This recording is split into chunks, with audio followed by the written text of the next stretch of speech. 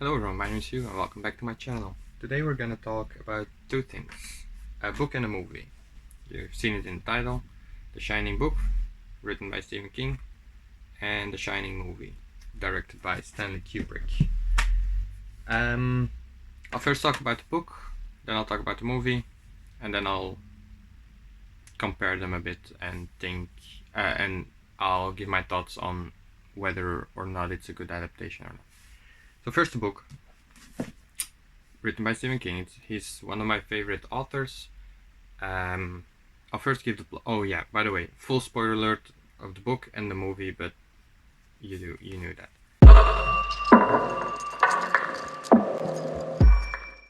So this book is about a man, Jack Torrance, who is an author. He's trying to write, but he's having writer's block. He has a job opportunity to be the caretaker during the winter of an hotel called the Overlook Hotel. He takes the job, moves there with his family, a son named Danny, and his wife, named Wendy, and his wife named Wendy. There were rumors, well, not rumors, something happened before to a caretaker who was there, and he murdered his entire family because he went insane. So you follow this family there, you see how Jack takes care of things, you see how Danny plays and all things. So then the story takes off. Danny has these gifts and an imaginary friend called Tony. He talks to them. Tony warns him about things in the future. He lets him see images from the past, and he sees all the things that happened in the Overlook Hotel, terrifying things. And then there's this room 217, where something happened, and then the horrors take off. So that was a plot. Now I give the review.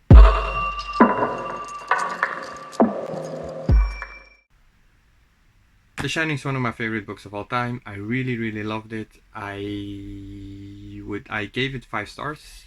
I think it's just almost perfect. Some say it's a bit slow down the middle, but I don't think so. I think it's very necessary filler. Stephen King was just developing his characters, and I think that was very important to do so. So I gave The Shining definitely 5 stars. I thought it was terrifying at moments. For example, the animal hedges or inside room 217, all great. The characters too, I liked Jack Torrance, who was very well written. I really liked Danny, I liked Wendy, I liked the chef, what was his name, Dick Halloran. I liked all of them. So I have no real complaints about The Shining. So I'm keeping this review very brief because now I'll talk about the movie. First the plot, then a small review of the movie on its own. Then I'll talk about both of them, and then I'll go deeper into it.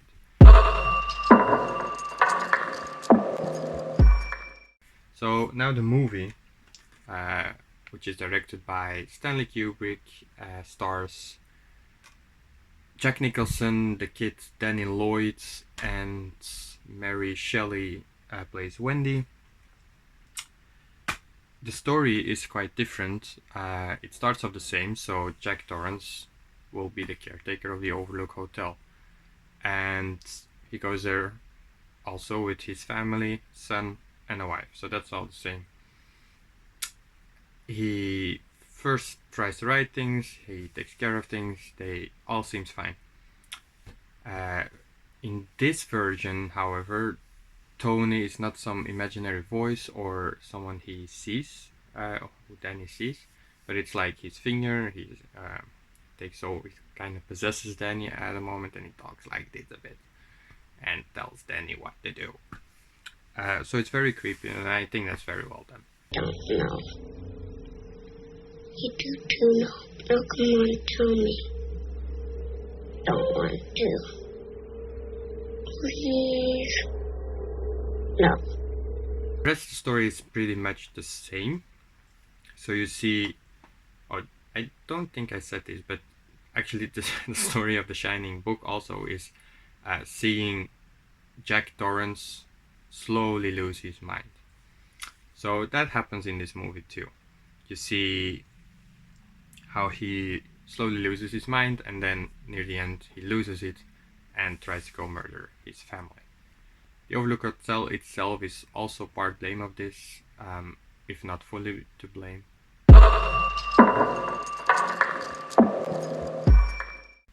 So I'll talk a bit about the directing and acting in this movie. I think the acting was very good, especially by Jack Nicholson, of course. Sublime, very, very good. The kid, Danny Lloyd, too. Fun fact, apparently the kid, the actor who played him, didn't even know he was in a horror movie because Stanley Kubrick tried to protect him a bit from that, so that he wouldn't be scared. And he only found out years later when he watched the movie himself as a teenager. But the kid never wanted to be an actor after that, so he went to do something. I think the Mary Shelley's performance is very controversial, and I think for good reason, because I didn't like it that much as well. In the book, Wendy is kind of a strong character, and in the movie she comes off pretty stupid. There's this scene where on the stairs where Jack is coming after her, and she saw that he's slowly going. So she has this baseball bat, and she's just like, "Don't come closer, don't come closer." And it's like, what are you hoping to accomplish with that? She did not come off as threatening, although she did get Jack. So, but I don't think it was very well done, or I don't know why they would choose to do it like that. Also the famous scene with the knife behind the door. She has this knife and his arm is coming, and she just like, instead of full out stabbing it.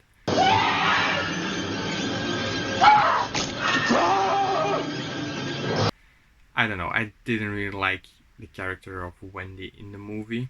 She came off as pretty, how shall I put this, not the smartest person in the room. Directing wise, I think this was very, very good, because especially for the time, because this movie is from 86, I believe.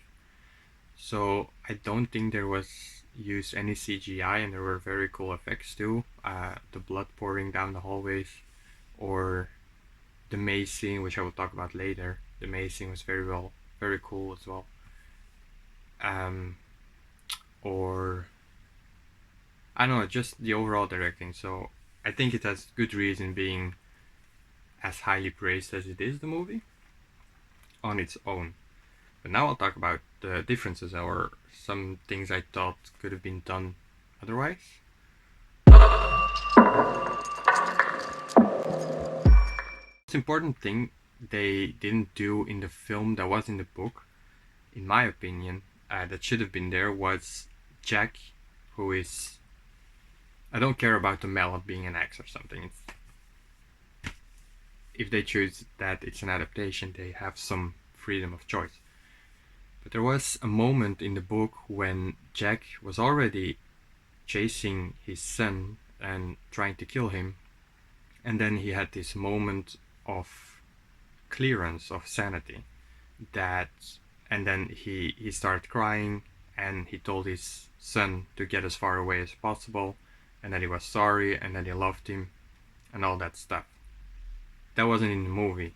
I think in the movie, Jack seemed kind of already losing it from the first scene.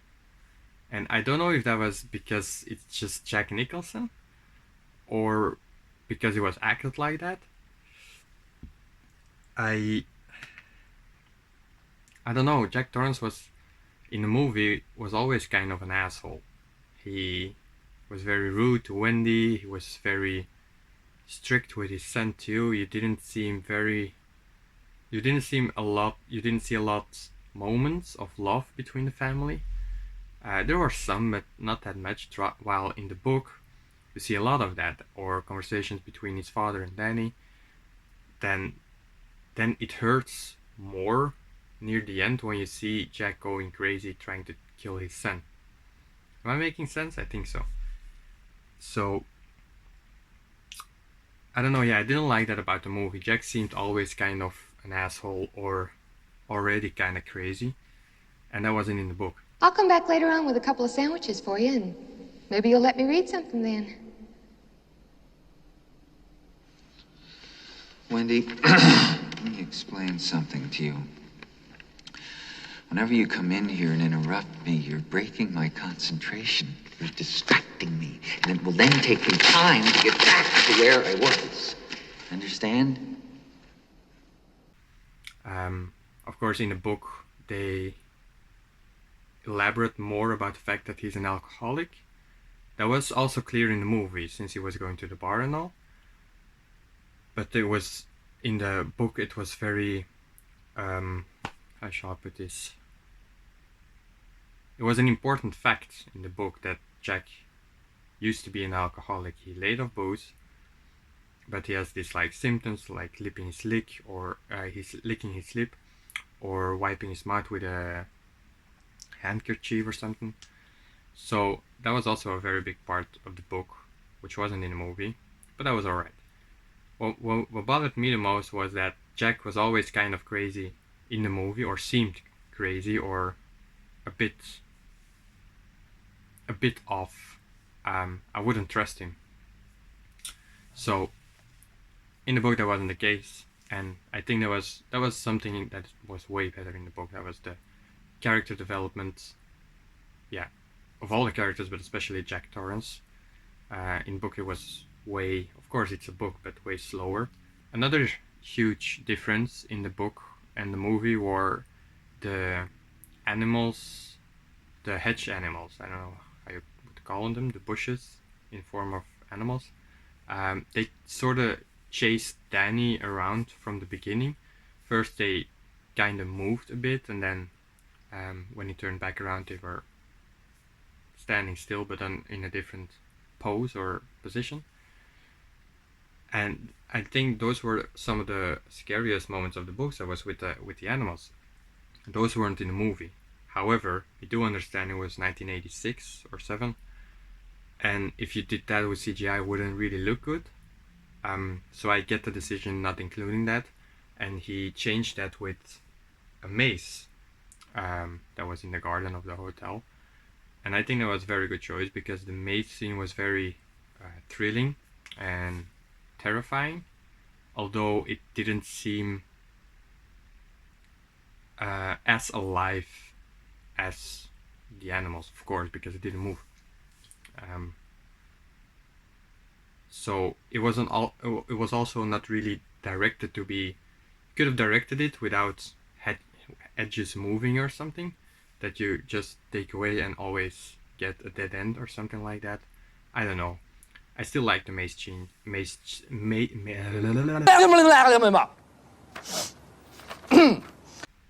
I still like the maze scene a lot, so that's not really criticism, just a difference I wanted to point out. Another difference, of course, being the mallet that was used in the book being replaced by an axe in the movie. That's fine, I think. I don't really see a problem with that. Another big difference was Dick Halloran's character development. So in the book, he's this character, the chef of the hotel, who talks to Danny about his ability to see visions of the future or the past, or talk to people through his mind. He called it The Shining, of course. So that Dick Halloran has that too. But he's an older man, and he says, with you, Danny, it's some of the strongest I've ever seen it. And then he goes away because he goes home, and then Danny is able to contact him through his mind on a very far distance, which shouldn't be possible, but he did it. And then Dick comes back, and he kind of saves the day there. He really helps out. While in the movie, I get you don't have that much time as well to develop Dick's character, but in the movie he was there, he talked to Danny, that was all good. Then you get to see him back home, and you get to see Danny making contact to him, and then he takes a plane and a snowmobile and tries to go to the hotel to help out. All good. And then he arrives to the hotel and he's just like, hello, anybody there? And Jack's there. And he says, hello, you're dead now. So he didn't really do anything, apart from, I guess it was right when Jack was in the bathroom smashing the door down, and then he heard the car or the snowmobile arrive, and then he left that room, which I guess sort of saved the mom, but then again he didn't really do stuff. So I think his character wasn't that well written in the movie. I liked it way better in the book. Another point was what Jack was writing about. In the movie, he just has this one sentence that he writes over and over again. It was something like, all day work and no fun make Jack a dull boy, or something like that, which wasn't in the book or anything, which is fine. But in the book, he went down the basement a lot of the time. He spent a lot of time there. He was going through newspapers or articles about the hotel and looking into the history of the hotel, and was writing a book about that, the history of the Overlook Hotel. And that was, I think, kind of an important fact, because Wendy was always like, where were you all the time? And he was like, yeah, I'm writing my book. He was doing that in the basement. And that was where he slowly started losing his mind, and he started reading all this creepy stuff. You didn't get that here at all. He didn't write anything here. It was just that one sentence. So it seems like he was crazy from the beginning. I said that before, but I think that's a big part why I like the book better than the movie. So yeah, that's another big part. Also the boiler room. In the beginning of the book, there's this character Bill who explains him all the tasks he has to do, and he says, here's the most important one. You have to check the boiler, keep the pressure down so it doesn't blow up. So that was an important task of Jack, and it was also a constant threat. Apart from Jack being Jack, and Jack losing his mind near the end and chasing them, you're also like, oh shit, there's no one to do the boiler thing. So even if Jack doesn't get to kill his son, the whole thing might blow up and they might die anyway. So it was a real threat. So I think that was kind of an important aspect. While in the movie it wasn't really talked about. You see Wendy half a second doing the boiler stuff, but then they don't mention it at all. So it wasn't really a threat. And that brings me to the ending of the book and the movie. The ending of the book is Jack. The ending of the book ends with the hotel blowing up because Jack didn't lower the pressure of the boiler, and the whole place goes up in flames with Jack in it. Danny escapes, Dick Halloran escapes, and Wendy escapes. The movie ends completely differently, with Danny escaping from the maze, running towards his mom, who was still in the hotel and then came out of there too. Dick Halloran is dead. They get up, they get in the snowmobile that Dick Halloran brought, drove off, and Jack's too late, still going crazy, didn't have one moment of clearance, and he lets him fall in the snow. He dies, freezes to death. The hotel still stands there. Nothing happens to the hotel. Then they go to this shot of a party in the hotel of some sort with, on the front row, it was something 1920 or something, so it was a long time ago, and you see Jack Torrance in the front of the picture smiling, and it ends with that. So there are many theories about that. Some say his spirit is now a part of the Overlook Hotel. Some say he was reincarnated. Some say he has always been there, always been part of the hotel. I don't know. So those are very, very different endings, I think. Stephen King's ending was very closed. It was a happy ending, you could say. The hotel burned down, Jack's dead, Danny, Wendy, and Dick Halloran all got away, and that was that. I don't know if you hear music, but someone's playing very loud music on the street. I apologize. So the ending of the movie was not very closed. You see Dick Halloran die, Wendy and Danny escape, Jack dies, but you see this picture of him decades ago. So it's a very open ending. I like both endings a lot. I like The Shining's ending because the moment of clearance Jack had. I think that was an important part. But then I like sort of creepy endings that makes you think, and that was obviously more in the movie, so I really applaud that ending as well, but I like both. So then, final thoughts. Which do I like more? I am leaning towards the book. I think both are incredible. They say the book is a bit slow, but I actually thought that about the movie. It was a bit slow in the beginning, and not that many creepy stuff apart from the Danny stuff, the twins he sees and that stuff. So yeah, I really like both. I prefer the book because the characters were way better developed and written. But I really like the movie too, and I get why it's such a big deal. Why it is the big deal that it is. So I really recommend both. I recommend watching the movie first or reading the book first.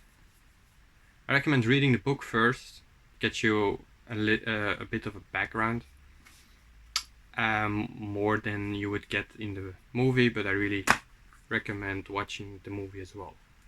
Next up, I do want to plan reading Dr. Sleep and then watching the movie as well, and maybe I'll do a comparison between those two as well.